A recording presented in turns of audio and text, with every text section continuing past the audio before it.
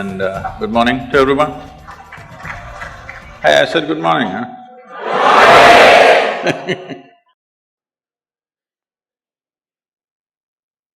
Good morning, everyone.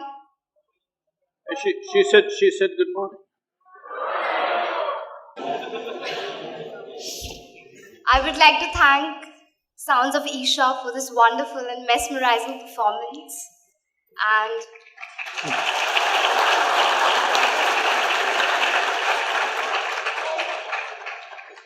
on behalf of IIT Kharagpur, I welcome the man of great prominence who has taken upon empowering the mankind with his knowledge and wisdom, Sadhguru.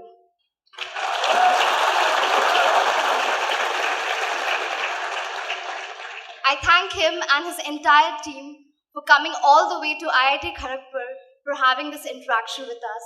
Thank you, Sadhguru. And now, without any further delay, we'll start with the questions which IIT Kharagpur is keen to ask to you. And before that, I give my introduction. Hello, everyone. I'm Shreya Satra, a third-year undergraduate from the Department of Electrical Engineering.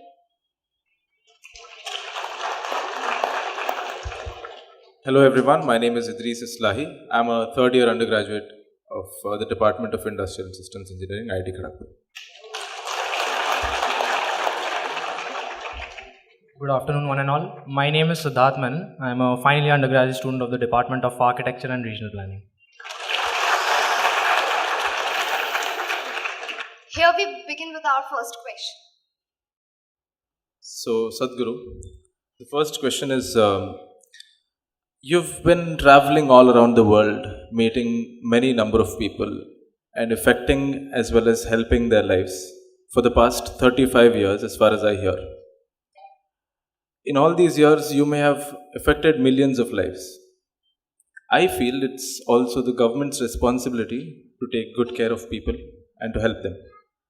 So my question is, why don't you establish a political party and run for the people's representative?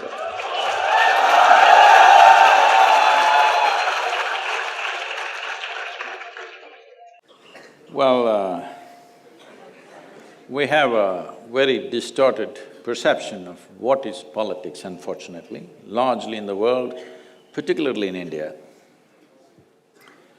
If you do something wrong, we say, oh, he's doing politics.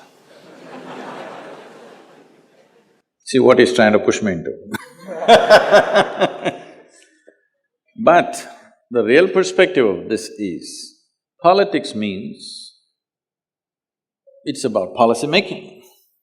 That means you set the direction for the nation as to where the nation should go, what it should achieve, where people should get, essentially directing the ship. Well, if you look at a nation as a journey, we are going somewhere, somebody has to captain it. Well, I think it is one of the most significant things that needs to be done in the world in a most responsible and sensitive way. Well, unfortunately, a whole lot of them have not earned this.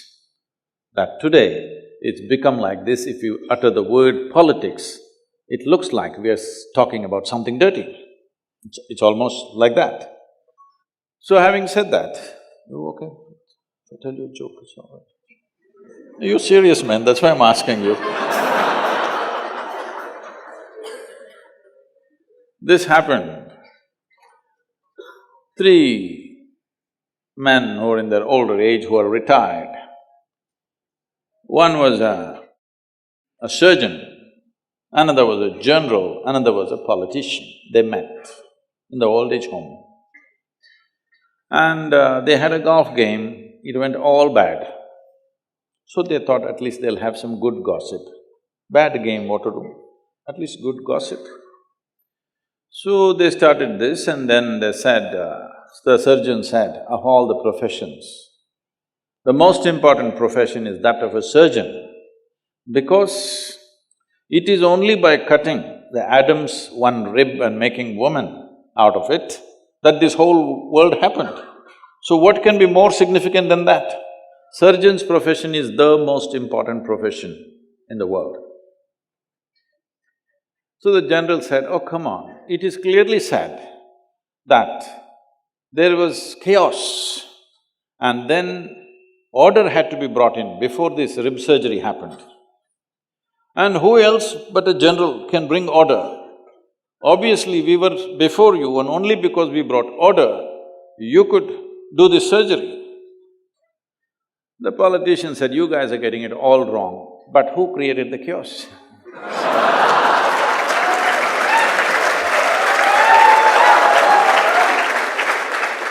Well, that's not how it should be. That's not what politics means. Politics means sorting out problems, not creating problems. So, why should I not start a new party? You didn't tell me to join the existing ones at least, that's a good thing.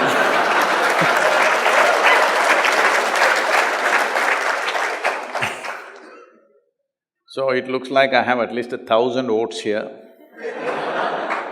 But that's not going to get you anywhere. But that's not the point. The point is this, there are two dimensions to human life. One is arranging the external situations, which is in a way policymakers' business. And another is settling the interiority of the human being. In this culture, we have always held settling the interiority of the human being far more important than arranging the outside. Because however well you arrange it, still if you are not organized well within yourself, still your life will be a mess. See, all of you, I'm telling you, I'm sure in IIT Kharagpur, there are 12,000 students, there must be at least 24,000 complaints. Hello? But the fact of the matter is, compared to any other generation ever in the history of humanity, you and me are living in the highest level of comfort and convenience and empowerment, isn't it so? Isn't it so? But still, no generation has ever whined the way we are whining all the time. We are not enjoying this organization. Never before in human history, human survival was this well organized as it is today. So this is the time for a human being to organize the inner aspect of you so that the external organization doesn't go waste. Why I'm saying this is, already there's enough proof in the world that people can mess up the most best organization on the outside, can be messed up by internal things. 38% of the European population is on psychiatric medication. Why I'm picking on the European population is, this is a society which has enjoyed longest period of economic and material well-being on this planet right now. Almost nearly 200 years they've enjoyed material well-being like no other society in the world. How they got that material is another matter, I don't want to go into that. Okay? But they have enjoyed material well-being for so long, and 38%. If you just withdraw a few medicines from the marketplace, the nation or all those nations can go crazy tomorrow morning. Yes? If pharmaceuticals go on strike, really, everybody goes crazy, how's this? You call this well-being? So one must understand, just organizing the external situations is not going to bring human well-being. You can organize comfort, you can organize convenience, you can organize survival, you cannot organize well-being. Well-being is something that you have to earn within yourself. I've taken it upon myself to bring human well-being because this is inner organization of yourself. This is very important, otherwise all the bounty that the science and technology has offered us will go waste. And this bounty has not come free. Let's say we're sitting in the comfort of this hall right now. If this hall has to come up, every worm, insect, bird, animal, plant, tree has suffered, isn't it? Yes or no? For every convenience that you and me are enjoying, haven't every other creature on this planet suffered immensely? Hello? And when we cause so much suffering, at least we must be well. We sit in this comfort and we're miserable. We had no business to cause suffering to them, isn't it? In pursuit of our well-being, we did all this in the world. Are we really well? We are the most comfortable generation ever. But can we claim we are the most joyful generation ever? Unfortunately, no, isn't it? That's what I'm trying to change. So, politics, there are so many people eager to do, we need to change them.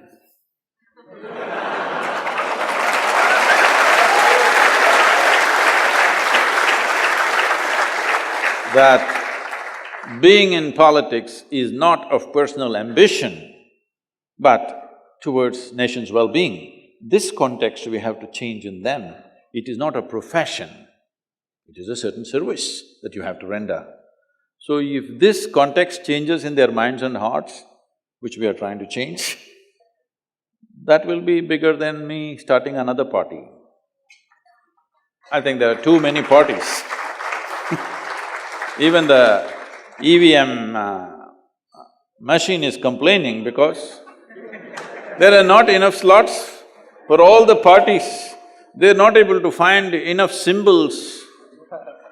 All kinds of things. Bicycle is okay, it's a common man's vehicle, but anything and anything, there are gas cylinder, there's a broom and there is a whatever, all kinds of things, because they're not even able to find symbols. What symbol would you give me? So, he says turban. Then only the Sardarjis will vote for me.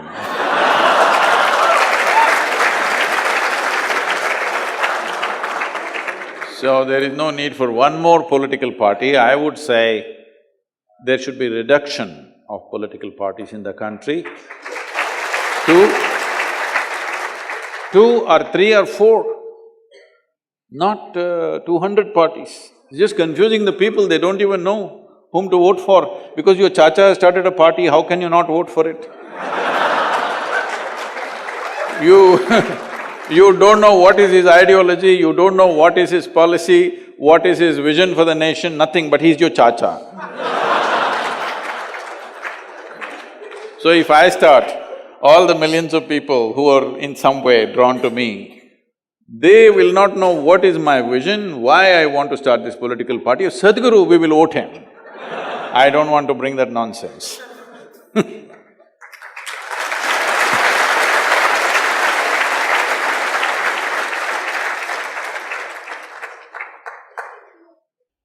Sadhguru, I see myself relentlessly pursuing goals with a kind of a go-getter's attitude at times. And in other times, I am deliberately very patient and I wait for things to unfold in their own unique and beautiful way. I've had the pleasure of… What is it, you're talking about your love affair or your profession?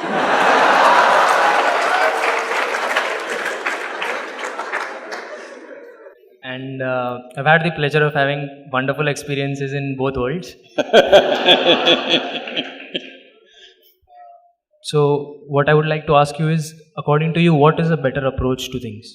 But where did you find this out-of-the-world girl? Both worlds, he's saying.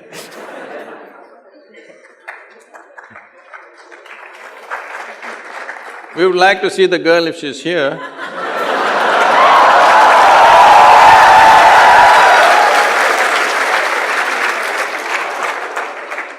Well, see, in terms of doing anything in the world, well, we should know what we are doing, the capability, intelligence, all these things are there. But one important aspect that especially when you're young, you try to miss is the timing.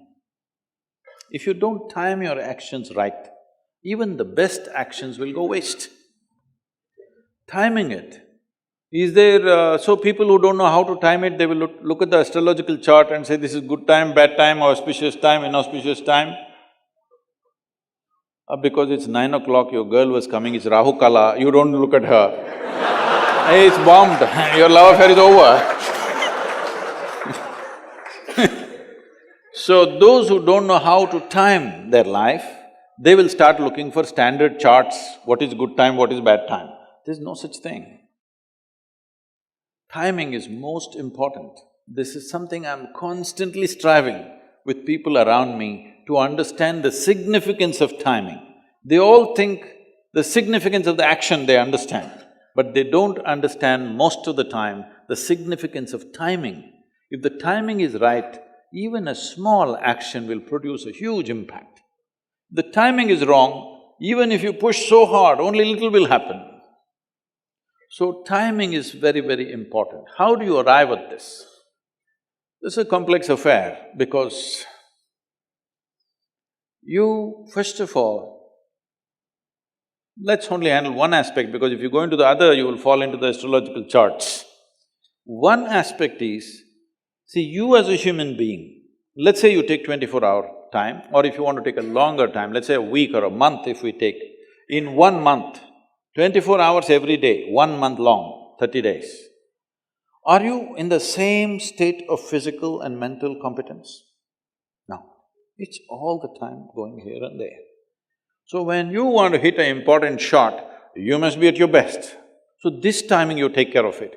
Outside timing is there, that'll take a lot of experience and wisdom to time with the world. But at least with you, you time it. When you are at your best, you do important things. When you're not so good, you don't do it. Just 3 days ago, somebody in Bangalore was telling someone else here about his experience of driving with me. Many years ago, almost 8 years ago, he still remembers because it so terrified him. Because my right leg is heavy. So he said, the way he was driving that day, I said, Sadhguru, don't drive like this. He said, it seems I said, I don't remember, maybe I said. Because I look at it like that, I should have said. On a particular day when I'm on, I know today I can do anything and I will do it right, anything. Another day, I'm little not there. Then I know today I step back and I go a little more cautiously like everybody else, otherwise I go boom. So I'm driving that day like that and he's terrified. I said, don't worry, today nothing will happen because I'm in this condition. This day, nothing will go wrong for me, I'm on today. So this timing at least, there is also timing with the rest of the world, the situations. That will take much more experience and observation to hit the right thing at the right time. But at least the timing with yourself, that you are at your best. When you want to do important things, you are at your best. This must happen. Once you understand this, then you will realize it's extremely important to keep yourself at your best every moment of your life. Because every little thing that you do, if you learn to do it with as much significance as the so-called big things that you do, then you will see the cumulative impact of that over a period of time is so big, you didn't do anything big, you did only little things. But these little things add up to something phenomenal simply because you took care to do those little things with absolute intention and attention, intensity of expression of what you're doing. So one fundamental thing, before you realize and read all these things properly within yourself and around yourself, one simple thing is just this: you don't decide what is important, what is not important. Just pay as much attention to everything the same way and apply yourself with the same level of intensity. If God comes, same intensity. If an ant comes, same intensity of attention and involvement. You just do this, everything will sort itself out. Right now, the biggest problem with human beings is they think this is important, that's not important, this person is great, this person is no good, this is okay, this is not okay, this is God, this is devil. This is their problem. In this, they're becoming half alive. Because half the time they're not there, because they think it's not important. Tell me, you're breathing right now, is it important? Yes. So you must do it with total involvement and intensity. Then we'll say, we'll call you a yogi. You understand? You at least the beard is coming. You better learn to breathe properly. No, the beard doesn't just grow on a yogi, it grows on every man. Why they have removed it, you must ask. Nobody knows. So, if it is not important, you must stop it, isn't it? Just do this one thing. There is no such thing as important and not important. Whether you look at your friend or you look at somebody you don't like, you're doing something important or important in socially or not so important socially, as far as you are concerned as a life, every moment of your life is equally important. Everything that you do is important. What is not important, just don't do it. Why are you investing in your life? Why are you investing your life in something that you think is not important? You're doing something silly, let's say. I think it's not important, it doesn't matter. But you think it's important. Only if you think it's important, you must invest your life in it, isn't it? Otherwise, why? If you do this, you'll arrive at the timing, it'll take a little time, but you'll arrive at the timing, and that timing is extremely important, extremely. You've watched games, let's say maybe cricket or golf if you watched. Always everybody is talking about the timing of hitting the ball. Strength of hitting the ball is not the thing, it's the timing. Somebody hits the same ball with great amount of, wasting energy. Another person just flicks it, it goes to the same place. It's a timing. That is true even in your life. Timing is the most important thing because the time that you have in this life and the energy that you have in your life is limited. It's a limited resource. Nobody has endless energy, isn't it? Nobody has endless time. So, you have to time it right. First thing is to start observing yourself. When you're at your best, you must do. And now, if you observe yourself sufficiently, you will see you have to be at your best every moment. There's no such thing as this is important, this is not important.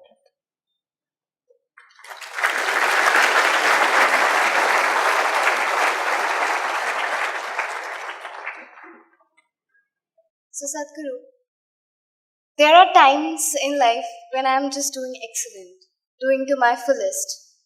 But then suddenly a feeling creeps in, which tells me that your downfall is near. It bothers me. Maybe you're just landing. Yes, and with this feeling getting into the system, my performance actually starts to deteriorate. So Sadhguru, how do we fight these inner monstrous voices? How many monsters do you have within you? I thought there's only one monster, that's you. This we must be very clear. See, if you are hearing two voices within you, an angelic voice and a monstrous voice, this doesn't mean something fantastic has happened. This means you're either schizophrenic or you're possessed. Yes. You either need a psychiatrist or an exorcist. So, this is very important. This people are doing in the name of religion, in the name of spirituality, in the name of so-called modern solutions to everything. In many ways, this is finding expression. In India, we have a huge vocabulary for these things. If you say anything to anybody, oh, this is my ahankara, this is my ego doing this is my soul, this is my this is my that. Well, if so many people are speaking from within you, if so many people are stuck in this one body, this is a ailment, isn't it? Hello? If there is more than one in this body, is this an ailment or no? Only one. This body is designed for one, isn't it? This is the most fundamental thing you must do. There's just you and you and you in this. There is no another. The moment there is another, this is a trick. Initially you play this trick. When something happens well, of course it's me. When something didn't happen, I don't know, some other voice, somebody else, my ego, my…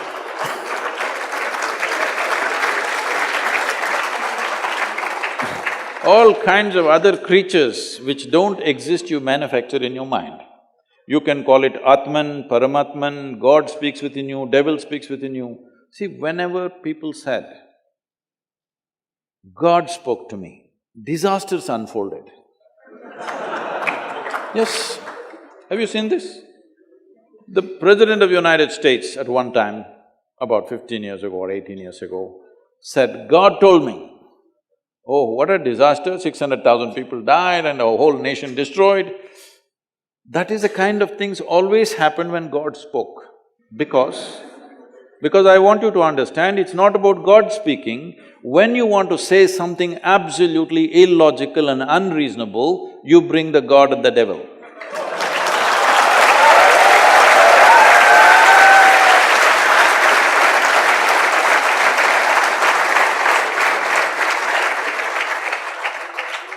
So, if there is more than one voice, you have to kill the other voices. For this, you must understand, there is a complexity to human mind. That's what is fantastic about us. If you had the brain of an earthworm, of course you would be eco-friendly, but there would be no IIT, isn't it?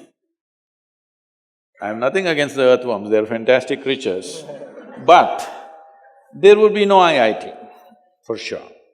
There would be no technology, they would be just eco-friendly, earth would be good with earthworms. But so many things, possibilities wouldn't happen.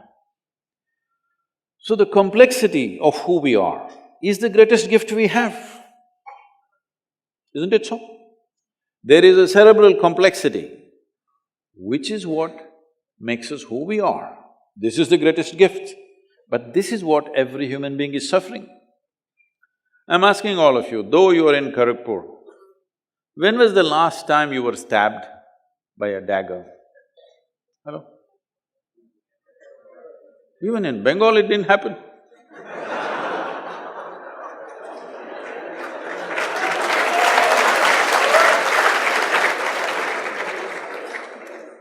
They're really ignoring you, okay? Maybe the biggest thing that happened to you is a mosquito bit you. That is the level of suffering that the world is inflicting upon you. Rest of the suffering is all on self-help, isn't it? So why are you suffering like this? Because… I'll ask you a simple question, tell me yes or no. Because I'm also going to bless you according to your question. Do you want your intellect to be sharp or blunt? Okay.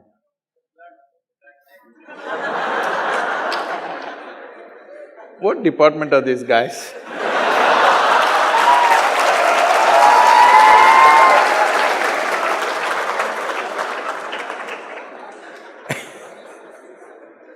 Oh. Is it political science?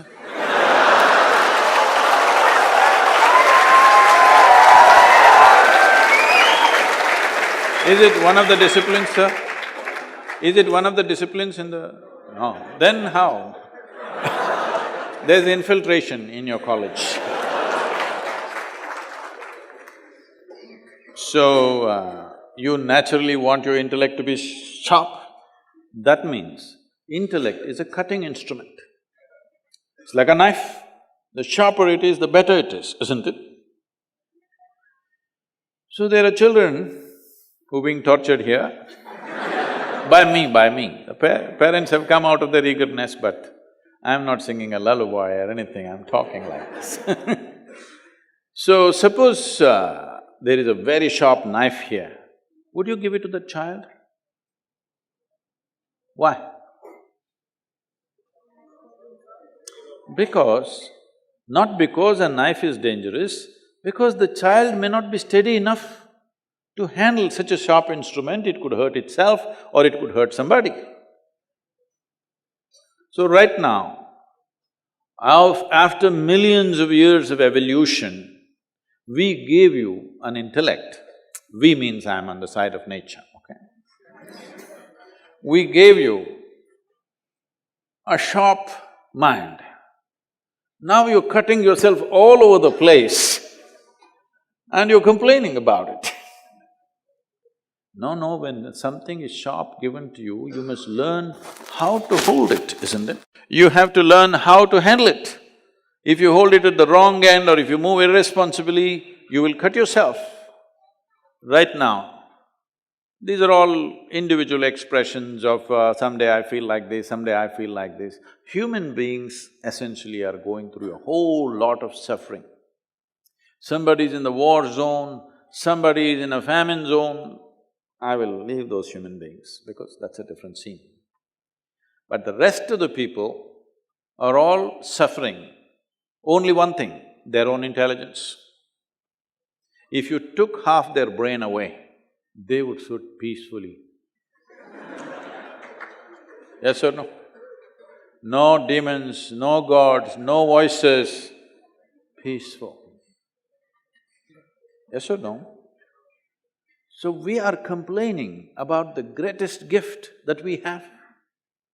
The only reason why compared to all other creatures we are dominating here is because of our cerebral capability, isn't it? You're not as strong as an elephant, you're not as ferocious as a tiger, but the poor tiger needs to be protected today.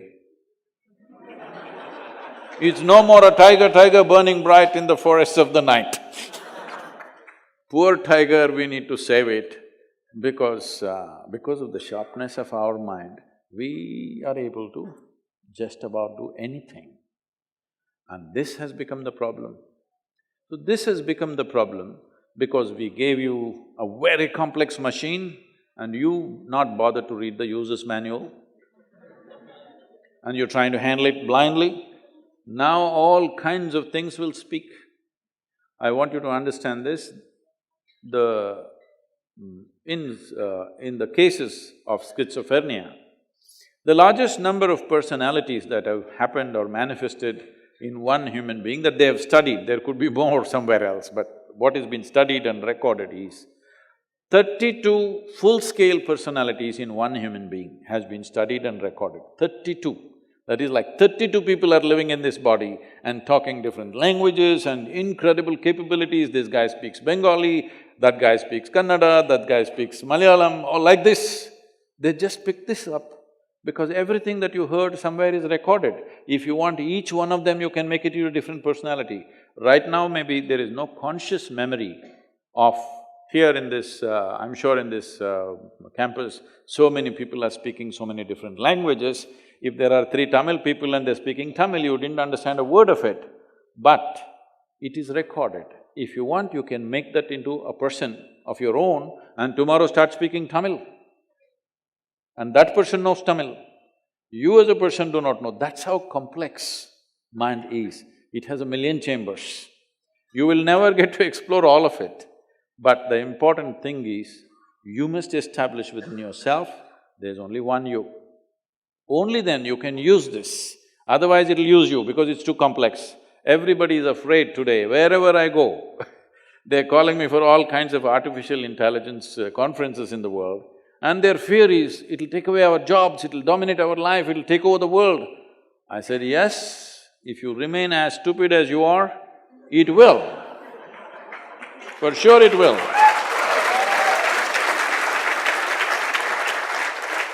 Because right now, your own intellect has taken over your life and destroying you, make you suffer for nothing. If I leave you alone in a room, all by yourself,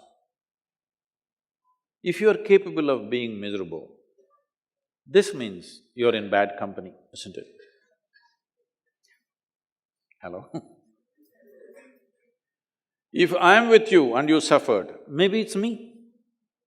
But you're sitting alone and suffering, this means you're in bad company, isn't it?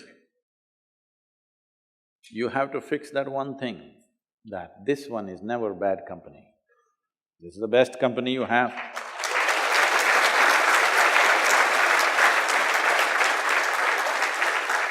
For this, there is a simple treatment. This simple treatment is just this. You start seeing this much, whatever happens to me in my life, good things happen, ugly things happen, nonsense happens, great things happens, doesn't matter, whatever happens and whatever did not happen in my life, it's all my responsibility. Now, there'll be only one person. If you see this is my responsibility, there'll be only one person. Otherwise, God will speak here, devil will speak there, Atma will speak from here, Paramatman will speak from somewhere else and they'll drive you crazy. See, most of the society is in different levels of madness. If you're alone and if you can suffer, you're in some state of madness, isn't it so? Only thing is, you're in a socially accepted level of madness. You have to graduate to go into a asylum. But without anybody doing anything, if I am able to cause enormous misery to myself, is this the case or no? Hello? This is the case, isn't it? But because everybody is in the same state, we think it's normal. No, it's not normal. Somebody coming and doing something good to you or bad to you is a possibility. You should never cause damage to this, isn't it? Hello?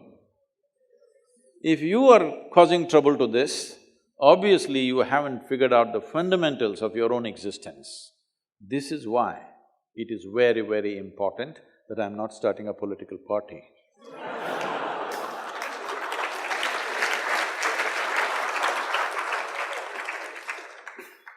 So, Sadhguru, I learned from my mentor architect that architectural interventions should not be just about minimizing ecological disturbance, but it must be instead about enhancing the very life that resides in a structure.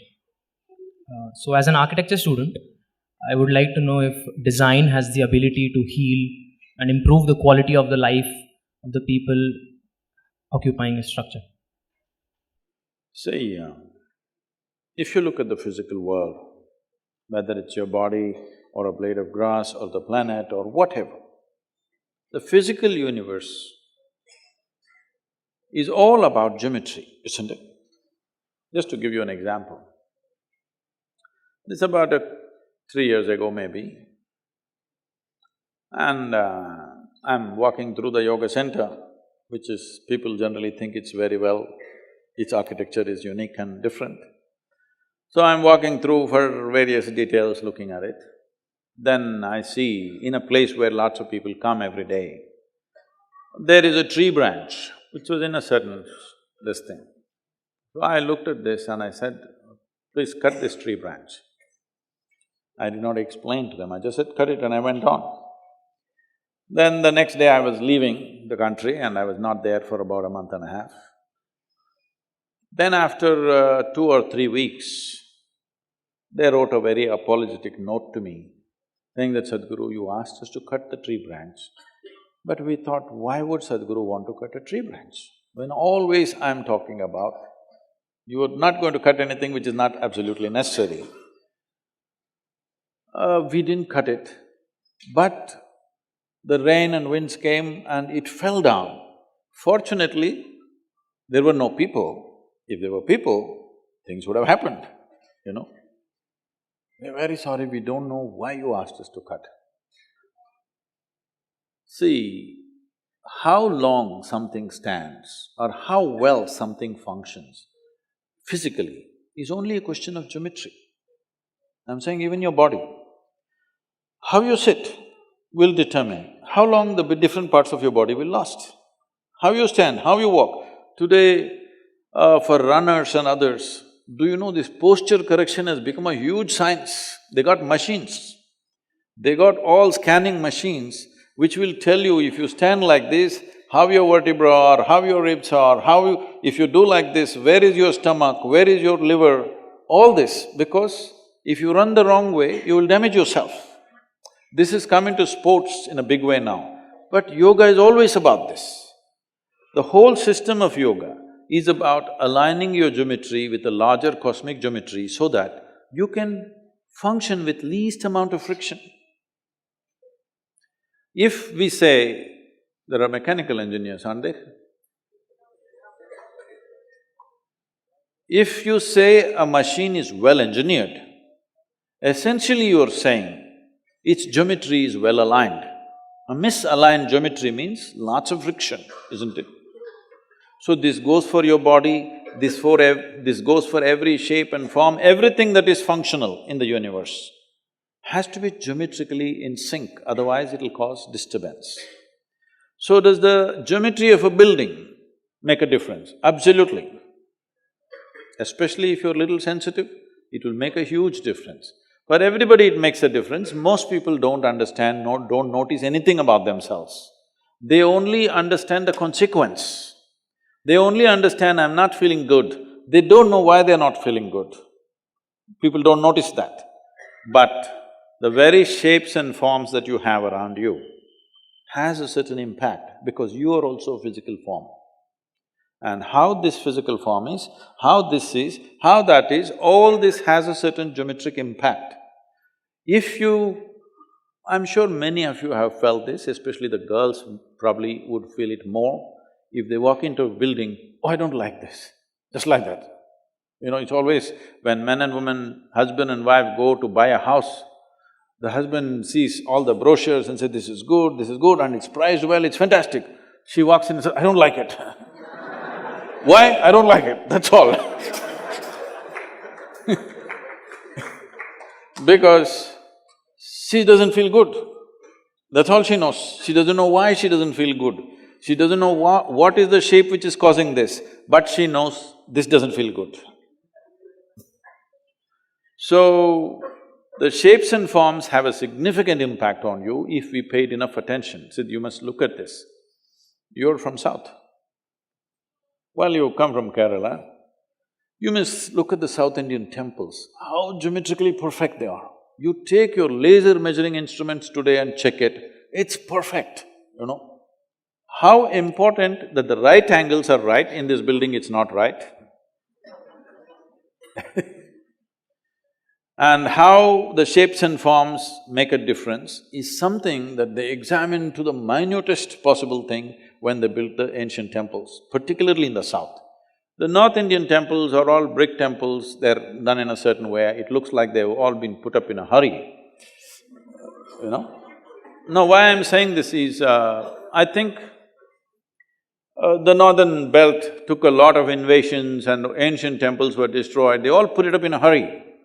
When they could, they just put it up. But in South, they took time and engineered it in a certain way, you can feel it, you don't have to believe anything, you just go and sit there, you feel a certain… that space has a certain impact on you. Our home should be built like this, our offices should be built like this. Because it's very important that… see, we know this for plants and animals and everything, the atmosphere in which they live is very important, the habitat, otherwise they won't thrive, isn't it? The same goes for the human being. If you just want to somehow live and die, you can live anywhere. But if you want to thrive really, then it's important what kind of spaces you live in. There is a whole science to this, which is generally called as agama. People think it's temple building science. It's not about temple building. It was to be built… every human habitation was to be built that way. Whole lot of people couldn't afford it for their house, they did it only for the temple because it takes more involvement and care for this. So this is the reason, this is one of the reasons why you Kerala people, no matter what, first thing in the morning, you shower, you go… so you must understand, only in the south this instruction is still there, in the north it's gone. In south, even today this instruction is there, if you go to the temple, you don't have to pray, you don't have to appeal to some god, you just have to sit there for some time. Have they told you? You must sit there. But what people are doing today is they're just touching their bottom to the floor and going away. That's not the idea. The space has been built with such care, you must sit there and experience this and allow your system to make use of it, because this is a geometry too. The entire system of yoga is just this. The Hatha Yoga is all about correcting your geometry constantly, that if you walk through the world, you will walk through it effortlessly. If your geometry is not right, then you will see every point you will get tangled up. So, architecture in India is right now, except a few, the new architecture that's been done, unfortunately we have a serious mental enslavement. Whatever is done in the Western countries, we're doing it not considering our weather, the temperatures and everything simply. Even our clothing is like that, largely. If you go out of IIT, probably most of you will be wearing a suit, a jacket and a noose around your neck. in 40 degrees temperature. How to wear a jacket?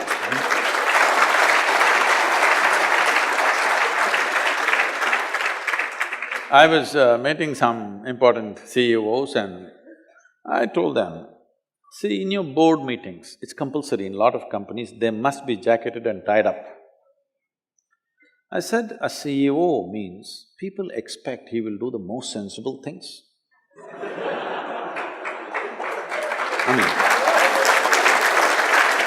now we must understand, a large company means people have handed over their own money, their savings, their hard-earned savings to somebody and expect this guy to do the most sensible thing.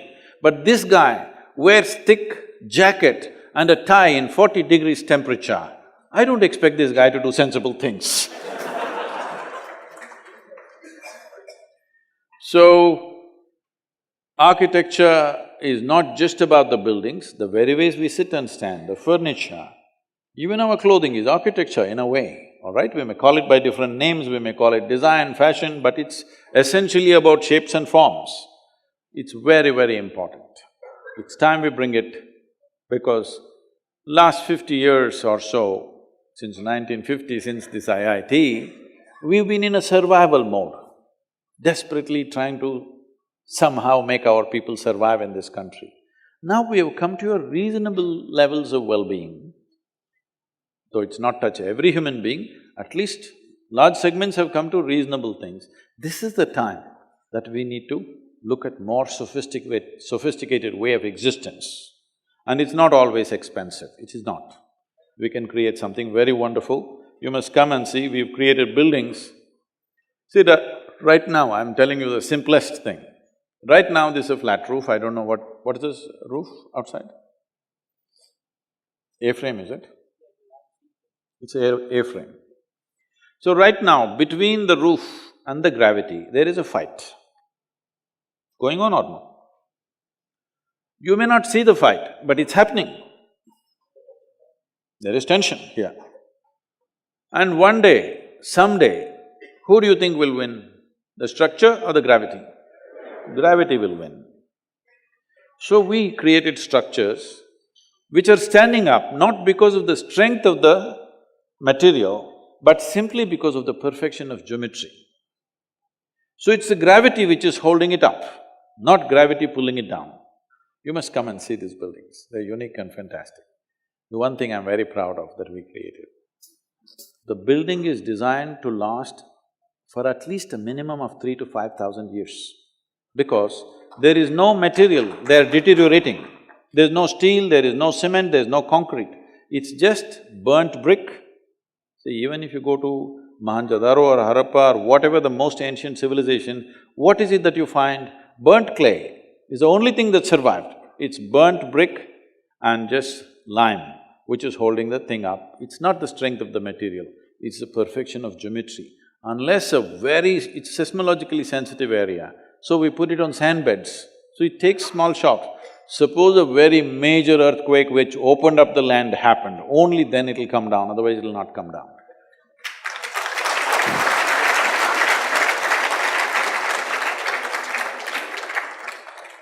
Sadhguru, I have a follow-up on this. But I think in today's scenario, we have a standard set of codes which are developed by the most premier institutes, and it seems like nobody just wants to take the responsibility of the work that they are doing themselves. They just want to put it on the code. So if the building comes down, they just say that, I followed the code and it was not my fault, and they just don't take the responsibility of it. See, they're trying to do everything by the thumb rule, all right? If you want to do things by thumb rule, you don't need an engineer or an architect, you need a mestri.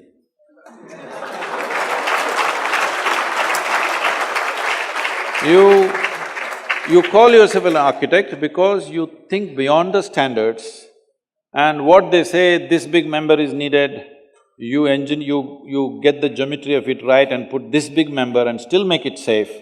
That is where an architect is, otherwise a mestri will do it. So Sadhguru, in the campus we can find a large number of couples who spend almost all their time together.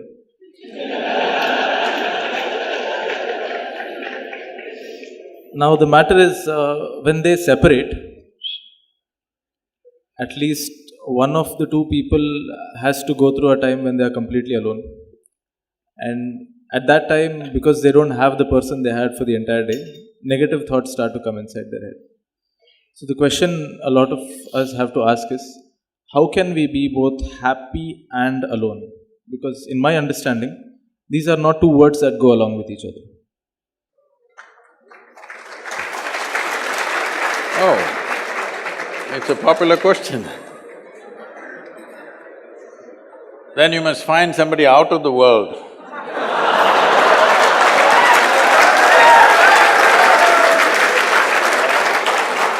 That means she's not in this world, you're safe.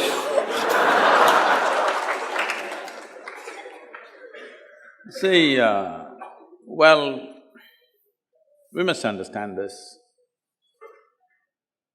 In the nature of human development, there is a body. All of us have a body. We have a mind, we have emotions, we have energies. If you put your body as the leading edge of your life, if your body leads you, then the only thing you can think of is eating, sleeping, reproduction. You may avoid the reproduction, but copulation. Yes. No, I'm not saying this in any negative way. I'm saying, if body is the leading edge, by the time you're 14, you want to do something. Yes. Hello? But suppose your mind developed in a certain way, suddenly what everybody is excited about looking at a boy or a girl, your mind is excited about something else because your intellect has become the leading edge. Or if your emotions, don't understand emotions as only for each other. Emotion is beyond each other.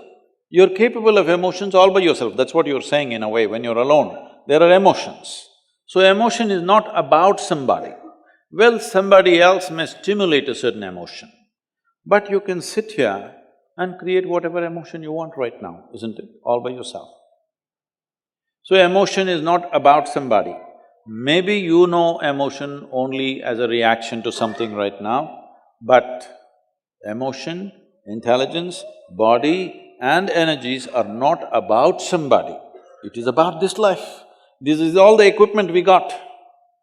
We have a body, we have a mind, we have emotions and we have energy to support that. Now, you must decide in your life which should be the leading edge. This is not about getting rid of the body. Body is there, it's very important. Without this platform, we cannot exist. But do you want this platform to be the leading edge? Right now, we are sitting on a platform. Should this one speak or I should speak? You must decide. Hello? You must decide. This should speak or I should speak? We are sitting on the platform and speaking, isn't it? Similarly, we are sitting on this platform right now as a life. Physical body is most important. If you don't keep it well, it will become the most important thing in your life. If ill health comes, you will see body is the most important thing. All the time, 24 hours, you'll only think of that. So, what should be leading edge in your life, you must decide.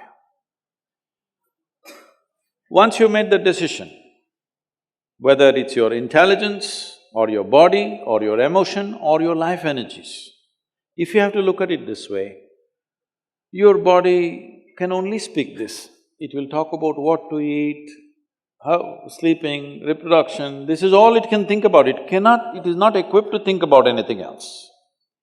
Your intellect can do so many things, but that also functions only from the limited data that you have gathered in your head. Right now, if you're thinking architecture, that's because information has gone in. Right now, you're thinking of that boy or that girl because that information has been recorded. Or you're thinking about money or position or fame or name because that data has gone into your system, isn't it? So, your intellect is only functioning from the limited data that you have gathered. So, it should not be the leading edge because then you will do only those limited things in your life. If you go by the body, you will do very limited things. If you go by the intellect, you will do next level of limited things. If you go by your emotion, then you may do something beautiful, but at the same time you may get tangled up in all kinds of things because emotion is not independent of the intellect. The way you think is the way you feel, isn't it? If I think you're just wonderful, then I have sweet emotions towards you. If I think this guy is horrible, I have nasty emotions towards you, isn't it? So the way you think is the way you feel, it's just that emotions are little more sappier than the thought. Thought is agile, thought is dry, emotion is little juicy. They're not different. But your life energies, every moment of your life, no matter what the hell you did, what the hell you did not do, your life energies have been constantly working for your well-being, never worked against you till now, isn't it? So you must decide which should be the leading edge. All others will follow, all the four ingredients all of us have. But what should lead your life? This you must decide. If you want to be led towards a significant life, then your life energy should be the leading edge, others should follow. If body is the leading edge, then the first opportunity you get, you will get entangled with something. And of course your emotion and your thought will come and play havoc with all that. Is it right or wrong? I'm not somebody who looks at these things in a moralistic way, but this is a time of your life when you must build yourself up. You're in a little bit of a hurry to live. When you're in a hurry to live, you will lack wisdom. And this will play out in so many different ways. It's like this, the mango farmers in India have a certain wisdom. Bengal also produces mangoes, right? If you plant a mango tree, I've been a mango farmer myself. If you plant a mango tree, within the first 12 months or 14 months, flowers will come. So we go about meticulously removing every flower on the tree, not allowing it to fruit. If you leave it, fruits will come. So up to 3 years or 4 years, a wise farmer, up to 4 years, he will make sure not a single fruit comes. You have to remove every single flower, otherwise suddenly one fruit will come. If one tree among, let's say you have 100, one tree came up with a fruit, within 3 years or 4 years' time, you will see that is one tree which will not yield in the future because it lived too early.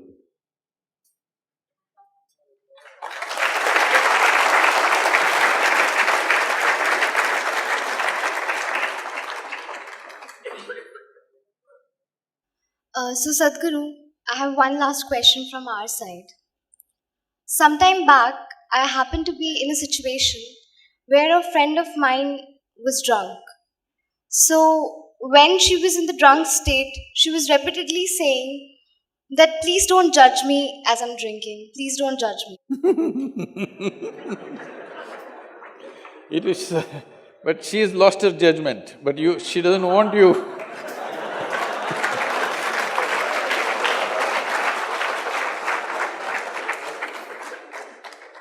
So my question is, whether it is alcohol or not, in life, why are we so apprehensive about being judged by others? And how can we not let this come on our way of being happy?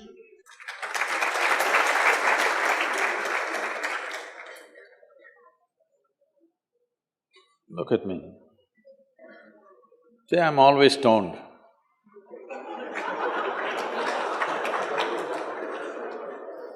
Never touched a substance, but always stoned.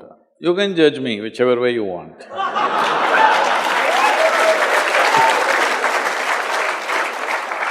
Because one thing is, I'm stoned in such a way that I have not lost my judgment at all.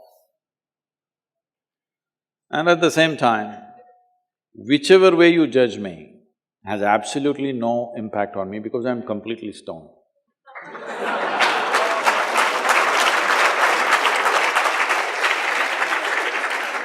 Having said that, why this consumption of alcohol and drugs is growing the way it's growing in the world is… Well, nobody can really put a number on this, but just to say to what extent. In the last 25 years in India, probably alcohol consumption has gone up 10,000%. What do you think?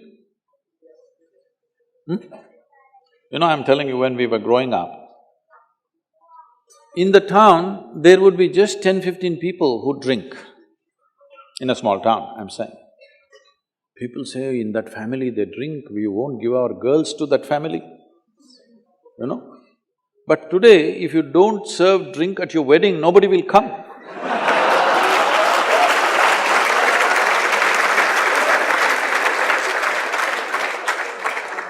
So why this need for alcohol and drug has gone up so much? This is because the heavens have been collapsing. Yes. I was in Bangalore just 3-4 weeks ago. There were over 8,000 people doing a 2-day program with me. And just casually I asked, how many of you think you will go to heaven? Only 5 hands went up. Then I asked, are you all the hell people? No, it's just that both heaven and hell have collapsed in people's minds. This happened. Okay, I'll tell a joke too. One day, a nice Catholic girl, Mary, came home and she was distressed. Her mother asked, Mary, my baby, what happened? Why are you like this? She said, Anthony proposed to me. So mother said, isn't that wonderful? You've been with him for so long, is it good he proposed to you? Why are you unhappy about that? Mama, he sins with me without any regret. And he doesn't even believe in hell. How do I marry him? The mother said, don't you worry, my child. Both of us together will prove him wrong.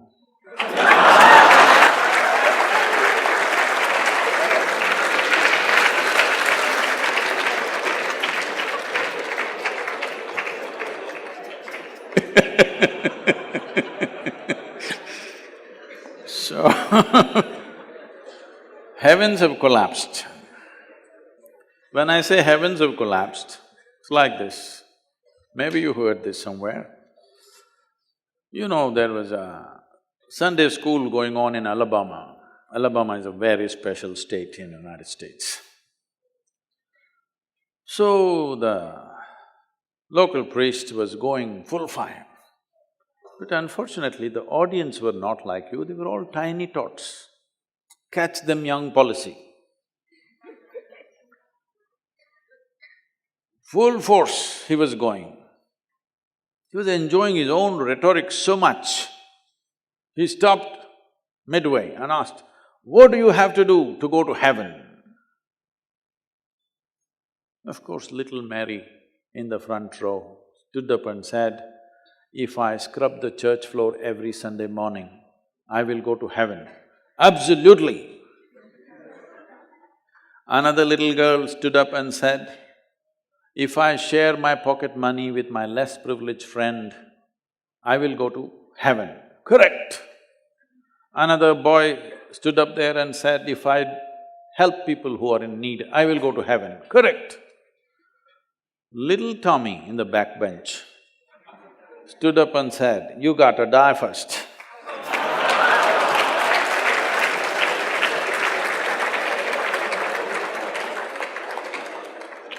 That's a qualification. If you want to go to heaven, you got to die first.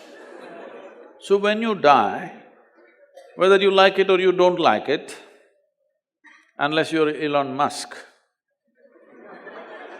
we usually bury your body here or burn it or cut it and throw it to the birds. Something we will do depending on what tradition you belong to. But we will put this body back to earth Because after all, we picked it up from this planet. At least that much responsibility you must have. You should not take this body and go away.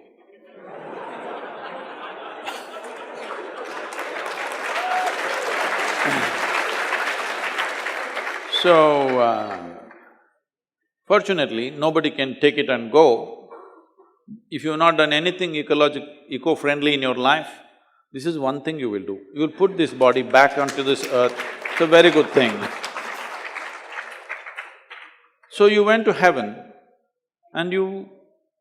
What is in heaven? This you must know. In the Hindu heaven, food is very good. Yes, Nala himself cooks for you. If you are a foodie, you must go to Hindu heaven. In another place, there are those white-gowned ladies floating in the clouds. They usually don't have legs, they're just floating. Because to float, you don't need legs, common sense. If you like that kind of ambience, that's where you go. If you go to another place, you will encounter virgin problems. If that's what you want, that's where you go. But the only problem is, you don't have a body. When you don't have a body, what do you do with good food and virgins, I want to know.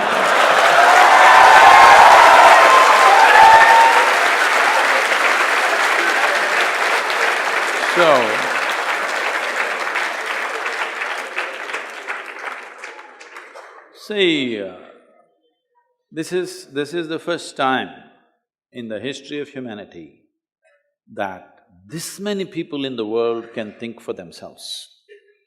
Otherwise, your priest, your mullah, your pandit or a book was thinking for you. The first time that so many people can think for themselves. Or they're thinking right, thinking wrong, there are many issues about that. But they're thinking right, thinking wrong, but they're thinking. First of all, women. Till about 50 or 100 years ago, a woman was not even supposed to think. She's not supposed to think. This straight away 50% of the population has burst into the thinking process. It's a huge number.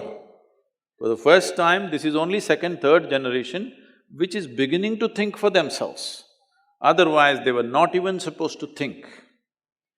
So when so many people are thinking, see, when you talk to somebody, you think somebody else is illogical, but in their mind, there is some kind of crazy logic functioning, isn't it?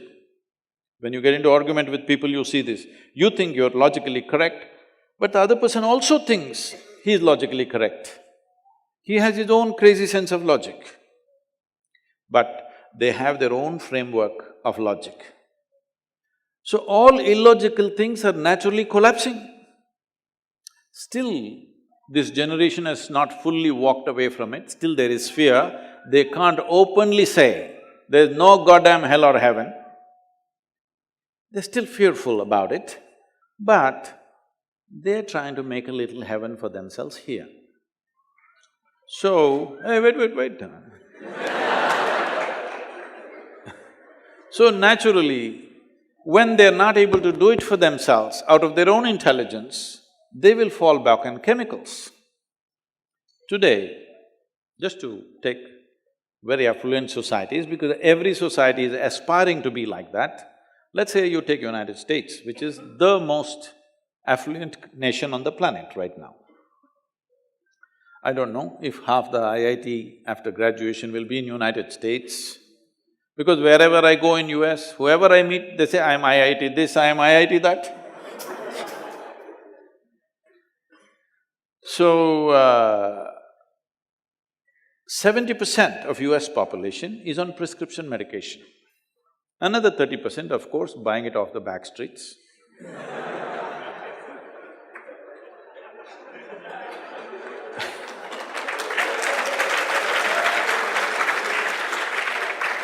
70% on prescription medication means, though… See, what is affluence? Let's understand this. Why an individual person or a society or a nation seeks affluence is, at first level, it'll give us a choice of food. If I'm affluent, I can eat what I want. Eating means nourishment. I can nourish myself well. When a man is poor, the biggest problem is, I'm not well nourished. So at first level, it is a choice of nourishment. At a second level, it's a choice of lifestyles. So you are the most affluent nation, you have an enormous choice of nourishment and an enormous choice of lifestyles. But 70% is on prescription medication. $3 trillion of healthcare bill, it can sink a nation, all right? It's bigger than our budget. Our GDP is only 2.7 trillion. $3 trillion worth of healthcare in America for quarter the number of people that we are. Most affluent nation. Obviously, affluence is not working. To be healthful, you need chemicals. To be joyful, you need chemicals. To be peaceful, you need chemicals. To be ecstatic, of course, that is ecstasy. So, I'm not even looking at it morally. It's never a moral issue for me. All I'm saying is, if we become chemically dependent, because there's also another scale. The food that we eat is full of chemicals, the water that we drink is full of poison. Some genius came up with this idea that you can poison the water, kill all the bacteria and it won't poison me. I don't know where this idea came from. Some genius idea this is. Because on this planet, all life, whether a single-celled animal or the most complex creature, which is we are made the same way. Essentially, the fundamental design is same. What kills a bacteria also kills us, maybe it takes a bigger dose, that's all. Water is poisoned, air is poisoned. Air, I believe, will get purified in the next 10 to 15 years' time because a whole lot of movement is happening in that direction. Air we can handle very easily. The biggest problem is soil and water. So that is another level of chemicals. If 90% of this population right now is on chemicals, believe me, the next generation that we produce will be a generation which is much less than us. If we produce a next generation less than ourselves, we have committed a crime against humanity. Because the next generation must be at least one step ahead of us, otherwise we've lost it. We've lost the entire process of civilization when we produce a next generation which is actually less than us. So, we are heading towards this rapidly unless we teach individual human beings how to simply sit here and be blissed out. Stoned enough or no? Just look at me. But am I conscious enough, alert enough, clear enough? If there was a way to intoxicate yourself without losing your judgment, without losing your awareness, without losing your intelligence, it's a great thing. Intoxication is a fantastic thing. Only problem is, it takes away your judgment, it takes away your intelligence, incapacitates you. That is the problem, isn't it? Because life is about enhancement. Life is not about crippling yourself. Now in the name of intoxication, you're crippling yourself, all right? This happened. Shankaran Pillai was walking in London. Know London? He just came out of an Irish bar and he put one leg in the gutter and kept on dragging and walking late in the night. The London bobby, the policeman, came, looked at this and said, "Hey,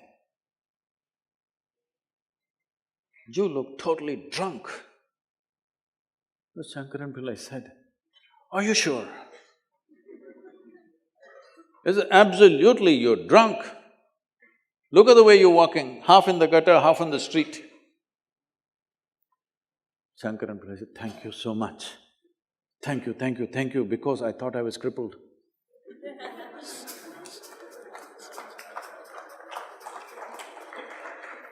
When people are drunk, they're crippled, isn't it? If you could be drunk without being crippled, you could be enhanced, it would be great. Is it true? Ask anybody, you're not in the medical sciences, but ask anybody, is it true that this body here is the greatest chemical factory in the universe right now? The universe that we know at least? Only problem is you're a lousy manager. If you know how to manage this, you would be like me, always blissed out. Anybody can say what they want, anybody can do what they want.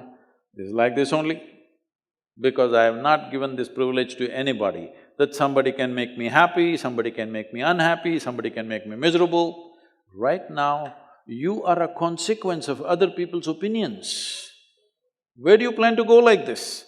Anybody can ruin you. You went outside, somebody told you, Shreya, you are the most wonderful human being we have seen. Then you were floating on that cloud, what number? What number? 9. Oh, in South we do 11. You were floating on cloud whatever number, and you came home, people at home told you who you really are. And the cloud will crash. No.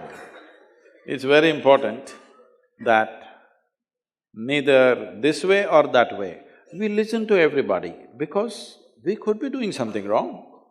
Hello? Any moment we could be doing something wrong, so we listen to everybody.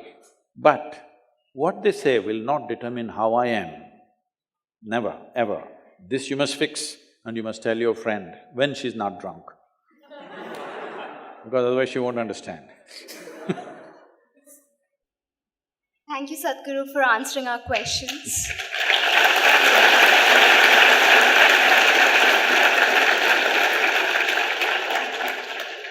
We want to ask you a lot more things, but due to time constraints, we'll move to the next section of social media questions, where a lot of people have asked various questions on the social media platform, and we would request you to answer a few of them. So the first question is from Georgie. Sadhguru, we know that you are always a game for adventure, but many young people mindlessly get into adventure sports and even lose their lives in the process. What is your suggestion for the youth who get into adventure sports? Well,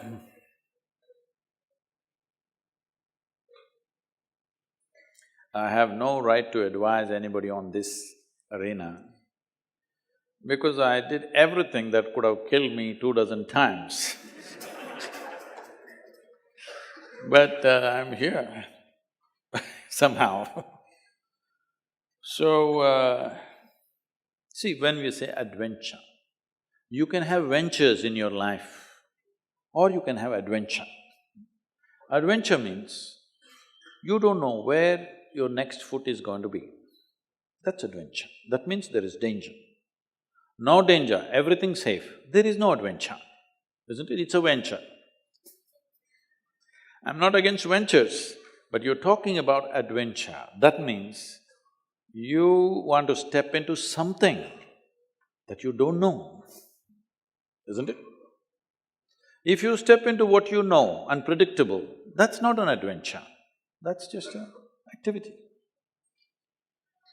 So, I must tell you this.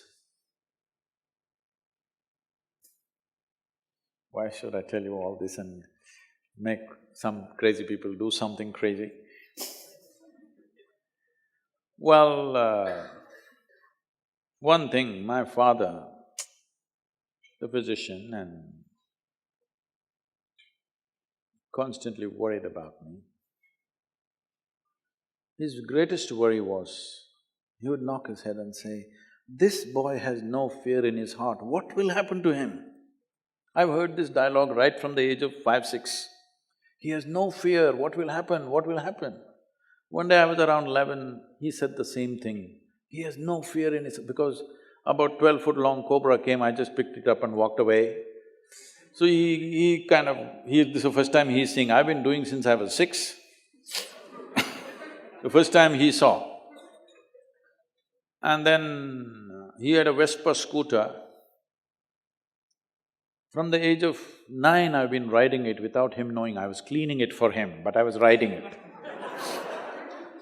So one day, it's in front of our house, the road is slopey like this. I'm just coming in, putting it in the neutral gear, and I'm standing on the seat and coming like this on the Vespa scooter. He saw me and his heart broke. So he said, "This boy has no fear in his heart, what to do?" Then I asked him, when did fear become a virtue? He said, see, I told you he has no fear. So why are we thinking that we have to enter life fearfully? If you're fearful, fear is one of the worst emotions that people go through in their lives. Why fear happens is, you are imagining something that's yet to happen. Hello? You're imagining something. So what you're suffering is not some situation, you're suffering your own imagination. No, imagination is a fantastic thing. You're an architect, you must imagine, but if every building that you imagine, if you fear it may fall down, it'll drive you crazy. Even in architecture, there is adventure, isn't it? You must see Ranakpur. Have you seen Ranakpur in Rajasthan? You must see. Ranakpur also has Kumbhalgarh within 20 kilometers. It's the second largest wall on the planet. Most Indians know because we keep all the things that we should be proud of a secret. The second largest wall on the planet, which if you look at it aerially, you would mistake this to be Great Wall of China. It's that big. But most Indians don't even know there is a wall like this, it's in Kumbhalgarh. Close to that is Ranakpur. This architect is a madman. But he's a very super sane madman because he knows what he's doing. See, if you build a building, this is a temple with 1,000 columns. If you're thinking about safety, what would you do? Just in case over a period of time, if one column collapses, because those days the material is only stone, there is no steel and concrete and stuff. You would make sure if one column falls down, there'll be another column which will keep the temple up. No, he built it in such a way, the audacity of him is such, if you pull down one column, the entire temple will come down. His pride in his intelligence and capability is such that he made it in such a way, if one column comes, the temple should not exist. And it's standing for over 500, 600 years without any issue. You will see something like that in the yoga center. We built an elliptical dome, no steel, no concrete. And at the top, it's only 8 inches thick. And just to freak people, I left a 9 feet diameter hole. People said, this will going to collapse. It will not collapse. If you don't have any adventure in your life, in whatever you do, it doesn't matter, in every sphere of life, there is room for adventure. This means you must trust your capability and competence and one step more than that. There is a risk, of course. If there is no risk, there's no adventure, isn't it? So will young people get killed? Yes, unfortunately, sometimes it does. Before I became 35 years of age, at least 12, 13 of my friends died. Some in motorcycles, some in hang gliding and all the things we were doing together, some of them died. Well, they didn't kill me, but could I live without having done all those things? No. Even if one of those situations had ended me, still I would do it. Not simply out of egoistic jingoism that you want to do something others cannot do, it's not about that. It's about stretching yourself beyond your limits somewhere. But today, the world is far more organized, there's a whole lot of equipment. When we were doing it, crazy things, we had no equipment of any kind. We just did things just like that. But today there is safety equipment, there are systems, there are nets and there are so many things. Well, one of you should start a venture in adventure and bring the right equipment and everything. See, right now, some of the young boys, when they get the two-wheeler, they want to do some stunt, as I was doing, standing on the scooter and riding. They want to do those things. I'm saying, if you cannot stop them, only thing is, they should not be doing it on the street. We must create a space where they can do it with a reasonable amount of safety. Is it 100% safe? No. Nothing is 100% safe. All of us are mortal, isn't it? But we must create reasonable levels of safety where youth will go through adventure with the minimum amount of risk. No risk adventure, there is no such thing. I was one person, people were very surprised when I spoke for Jallikattu in Tamil Nadu. They said, "Sadhguru, you cannot say this." I said, "See, are you capable of building sports arenas in every village? Can you make them play football, this one, adventure sport, everything in the villages, can you? There's really nothing. The only thing that they have is a traditional sport where once a year they play, which is risky, of course, but it comes from a tradition of doing something. It's risky for the animal, it's risky for the man, actually more risky for the man than the animal." When I spoke for it, everybody resisted, "You can't say this." I said, "See, youth without any sense of adventure are not youth. You can already bury them as old men. They have to do something. But this does not mean they have to do wild things on the street. We can create situations and spaces where they can do this with reasonable amount of safety. There's no absolute safety."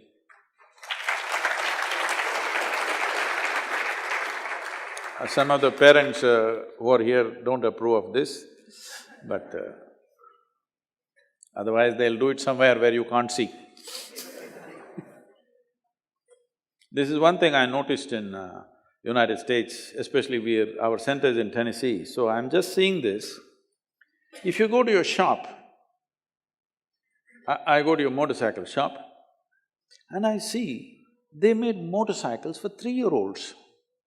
They actually built motorcycles for them. 3-year-olds are riding full on in the dirt bikes. I thought, this is great, parents are standing there fully helmeted, jacketed, everything, they're riding. This is great because this needs to happen. Otherwise, they will do something wild when they are 15, 16, without any training, without any preparation, without the safety equipment, then we don't know how it'll end. Thank you, Sadhguru. Now, the audience is very ecstatic about asking questions to you, and now we open the floor for the audience. First question, please. Hello, I Sadhguru. I'm Dheeraj. So, The microphone, you must hold it like Lady Gaga, like this. hello. So, my question is: we live in the times when artificial intelligence is poised to surpass human intelligence, and even people from the scientific community, they stand divided on this front that whether it will be proven as a threat or just an enhancement. As you spoke, even Elon Musk is skeptical about that. So, what are your views upon it? Like, where do you stand? See, do you remember when they installed lifting cranes and gantries in the ports of Bengal? The trade unions all protested, they're going to take away our jobs. Do you remember those times? That was a time where thousands of men would carry sacks out of a ship. One ship unloading means 15 days, 25 days like this. Though at that time the ships were much smaller, sacks, one man carrying one sack and all kinds of problems with it. Today, I was recently visiting one of the largest ports in the world in India. You must find out which one it is. And they told me, right there, they were unloading this vessel. It is at 225,000 tons. I asked, how long does it take to unload? They said, we have the record in the world that we unload a ship like this within 24 to 26 hours. Because the cranes and the gantries are such, they will lift that kind of weights and just put it out, everything is in a container, it's just coming out. But when these containers and these cranes came, the labor unions across the country protested because our jobs are going to be taken. I'm sure now they're all happy, they don't have to carry those bags. Similarly, if artificial intelligence comes, I'll tell you my experience of artificial intelligence. I was probably 12, 13 years of age, 13 I think. It's not like you people, all of you have smartphones and stuff. Those days, somebody shows me a flatbed calculator. Those days, only two companies making these calculators, at least in India, what was available, Sony and Panasonic. For this also to get it, you need Haji Mastan. He has to smuggle it in, otherwise you won't get it. By normal means you can't get it. So, Sony was very expensive, 125 rupees. Panasonic, if you went and bargained in that so-called Hong Kong bazaar or Burma bazaar or whatever, you would get it for 90 rupees.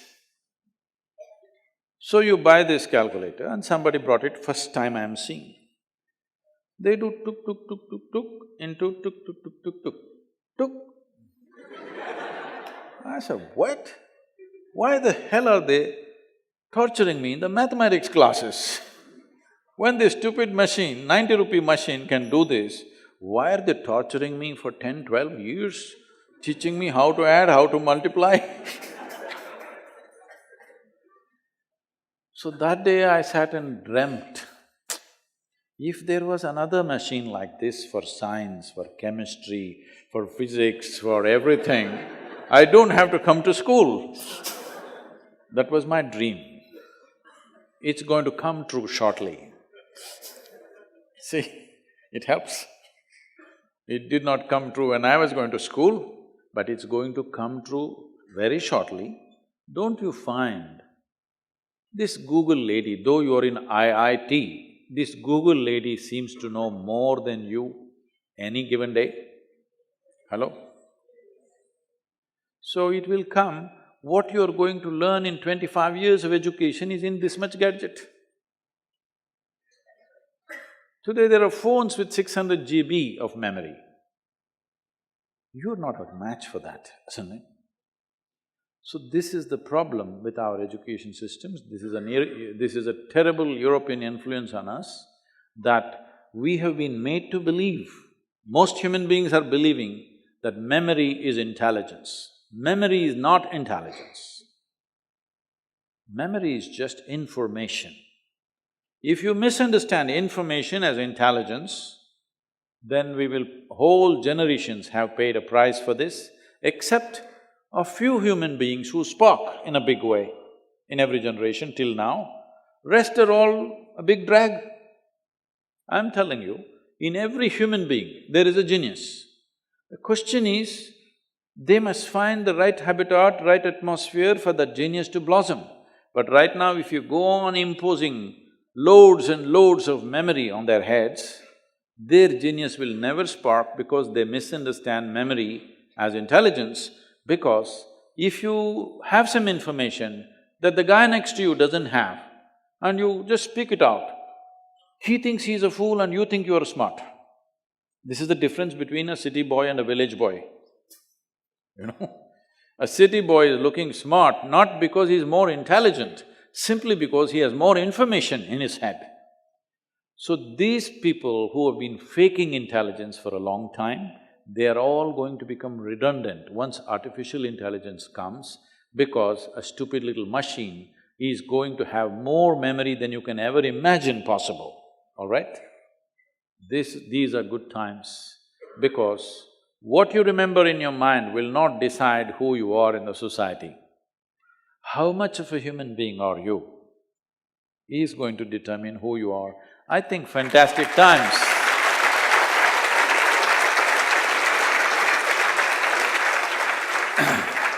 I think fantastic times for humanity is just about coming. I'm asking you, suppose you were working in one of the ports in Bengal and you were carrying those bags, heavy bags, back-breaking loads, and after 100 years you came back and saw all these loads are just being lifted and put on the truck just like that in 2 minutes, what you carried entire day. Would you not be fascinated and fantastic? That's how you will feel if after the artificial intelligence has come, you come and you realize you don't have to go to school. You don't have to gather all this nonsense. All these idiots who read 2 books and acting very smart in the world, they will all go. You have to exercise your intelligence, otherwise you will not survive. It's great time.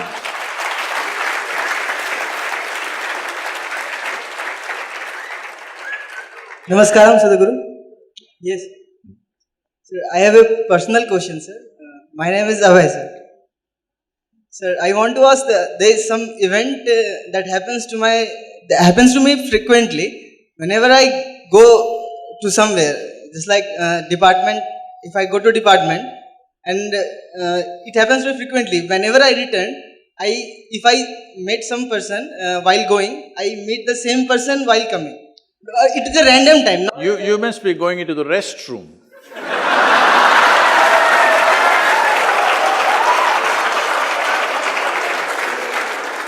But it happens very random. Even if I go in the random time, I meet the same person on the same path, sir. I don't know why this happens to me. From my childhood, I have been observing this. I don't know why. What is the answer of this? Why this happens to me?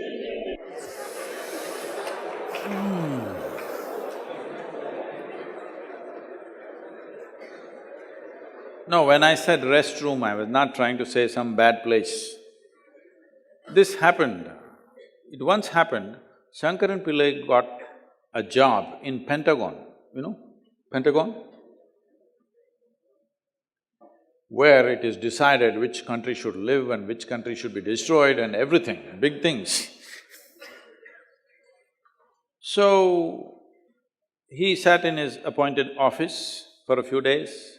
Then he moved his table and chair to the corridor and went to all the Penta corners.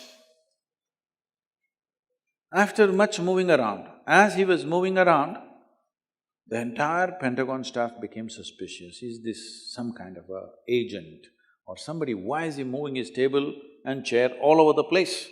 His computer, his table and chair is moving all over the place. And then he settled down in the men's room. Then they thought, this is really something, because this is one place everybody goes.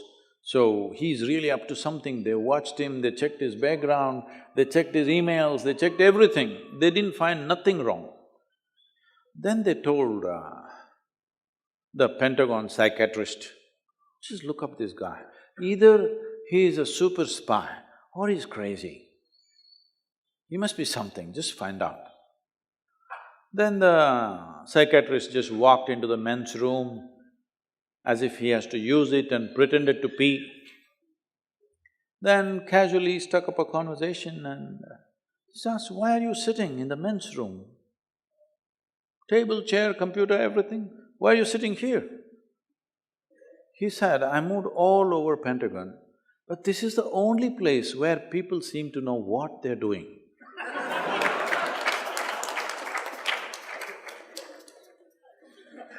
So, maybe your department… Today, I was not knowing that you were coming.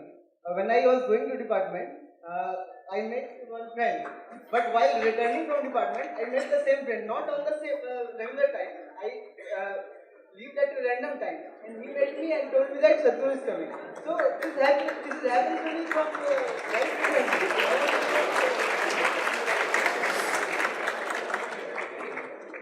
See, if you're in a specific department, you usually tend to meet the same people. You must change the department and see you'll meet different people. I understand what the confusion is about. You seem to encounter the same people a bit too often. That will completely change when you leave the IIT and go out. All right? Before that, it is like this. I will tell you, I have been… these days I'm not doing early on, my father is an ophthalmologist, okay? So, he was giving glasses to so many people and various kinds of things. So I discovered a simple method.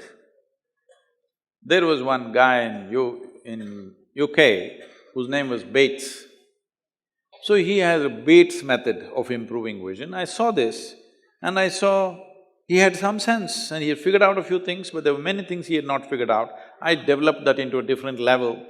I took off spectacles for thousands of people who had vision defects. Today they are all living, thousands and thousands of people who don't have glasses anymore. That includes my daughter. She's still living without glasses. Early on, when she was 7 years of age, they prescribed glasses. My father, being an ophthalmologist, believes 100%. Once you have short sight or long sight, there is no way that you can take it away. This is the medical conclusion.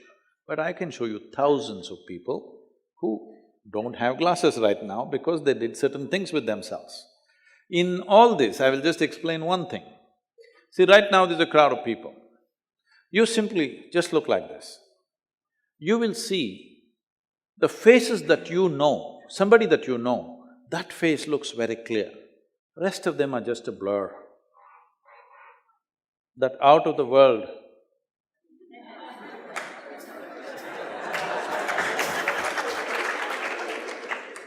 and we would like to see her, because your vision is seriously aided by your memory. There are stories, we don't know to what extent because they were given to telling all kinds of stories. They say when the first ships from Europe went to North America, the tribes saw the people, but they could not see the ship. It took them some time to actually see the ship because there was no such form in their memory. You try this, those of you who have vision defects, take off your glasses, take a book and let's say you see one word and you say, okay, this is sun, sun, sun, you build memory about it. And then you just look like this everywhere and look at it. You will see only that one word will come up to you, rest of the words are not so clear. So with faces also this is true. Once you have built memory about that face always stands out, the other faces don't show clearly. So it could be possible, 10 people pass by, you don't pay much attention, but the face that you know, immediately you recognize. Immediately you notice that face to be there.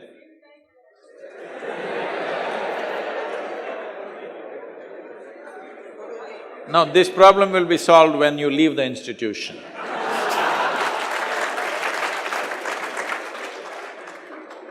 People are very enthusiastic about asking questions, but Sadhguru, as hello. we are running out of time, we will be taking one last Yeah. question. Thank you for this opportunity. I'm excited to talk. So, my question is, even if we are 100% sure about the internals, like even if I'm 100% exuberant, but still we cannot get the opportunities we want, and the luck factor is there in everybody's life.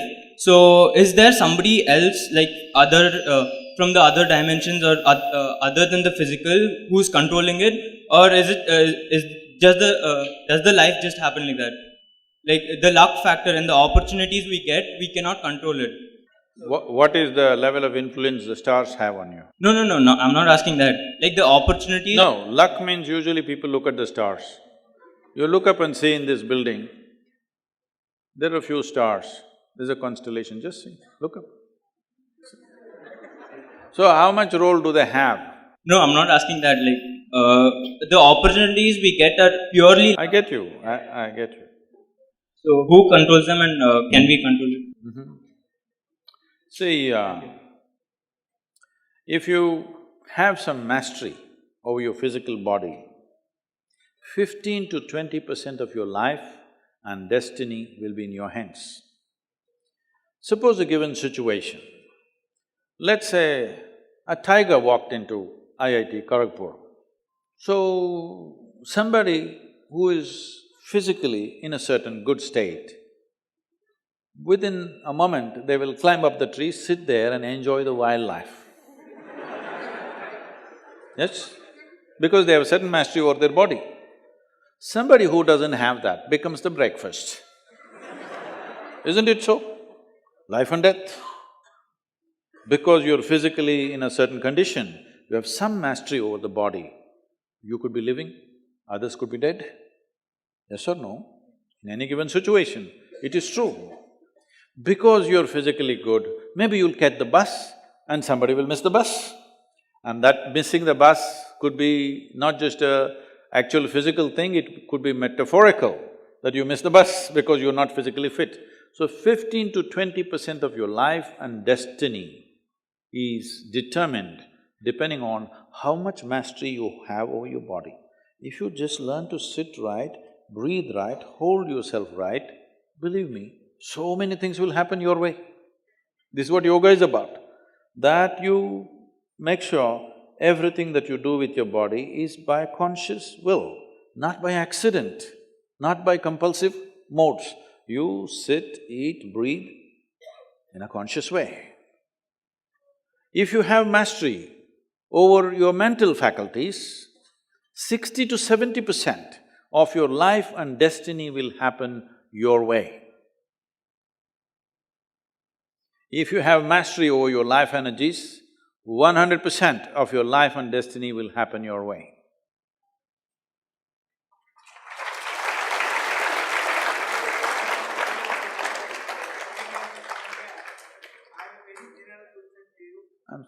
She is the boss, sir, here. Program to you, first of all. I have gone through most of your YouTube recordings, but I found that most of the questions which you are answering of your inner experience, because of that inner experience, answer is very beautiful. But when somebody tries to follow it, it becomes confusing. I'll give you an example. They have said about judging the perfect time. I got it, I got the question. No, I understand the question. Do I look like somebody who cannot understand the question? You have to explain it to me. So, there is an inner experience. Well, I'm glad you recognize that. It is the inner experience which makes life lucid. That is, everything is not a struggle. If you picked up bits and pieces from so many people around you, if another piece comes, which none of them gave, you'll be again confused eternally. So you will naturally structure your life in such a way that your life becomes a cocoon where only expected things come your way, unexpected things don't come your way. This is what most human beings are doing because unexpected things are seen as googlies which will get them out. So, they try to remain within the known. If you remain within the known, life becomes extremely limited and it's incapacitating in many ways. All the human potential is lost. So how to get an inner experience which makes your activity and the way you exist a more lucid experience of life? Well, YouTube videos are there, that is only, for lack of vocabulary, I would say that is only titillation. That is only to instigate you to look that there's another way to live. There's another way to structure your life. There's another way to build yourself as a human being. You want to become an engineer, you want to become a doctor, you want to become something else, that's a different thing, that's activity. For that you have to learn something outside. But what kind of a human being you want to be, this has to be done from within, there's no other way. For this, there's an entire scientific process which we call as inner engineering, which we will not impart unless you come in a committed way. Because without commitment, these things do not happen. All we want from you is 28 to 30 hours of focused time. But most people think their life is not worthy enough that they can invest 28 hours of focused time. What can you do for such lives? Let them enjoy the YouTube. So people are saying, but there is a cost to it. Yes, because it's being physically delivered, there's a cost to it. We have come up with a plan, probably by let us say, by sometime middle of 2019, we will be able to execute it where we can offer this without cost to people.